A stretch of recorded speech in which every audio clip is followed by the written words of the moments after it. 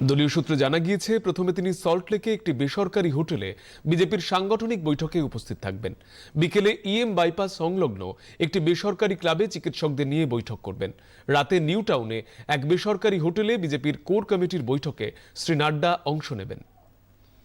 উত্তর চব্বিশ পরগনার হিঙ্গলগঞ্জের দুলদুলি এলাকায় বিজেপি নেতা তরুণ মণ্ডলকে প্রাণনাশের হুমকি দেওয়া পোস্টার ঘিরে চাঞ্চল্য ছড়িয়েছে। বিজেপি নেতার শিরোচ্ছেদ করার হুমকি দেওয়া হয়েছে। পাশাপাশি এলাকায় রাজ্যের বিরোধী দলনেতা শুভেন্দু অধিকারী এবং অন্য বিজেপি নেতাদের সভা করা নিয়েও হুমকি দেওয়া হয়েছে পোস্টারে। এই ঘটনায় তৃণমূল কংগ্রেসের বিরুদ্ধে অভিযোগ তুলে সরব হয়েছেন বিজেপি নেতা তরুণ মণ্ডল। তৃণমূলের পায়ের তলার থেকে মাটি সরে গেছে। এরা ধমকানি চমকানি দিয়ে বিজেপি নেতৃত্বদেরকে আটকানোর চেষ্টা করছে। এতে আমি কিছু মনে করছি না, কারণ ভয় পেয়ে বা ধমকানি চমকানি দেখিয়ে ভোটকে বয়কট এরা করতে পারবে না। এবার 26-এ এদের অবধারিত এরা হারবে, সেটা চিন্তা ভাবনা করেই এরা এগোচ্ছে।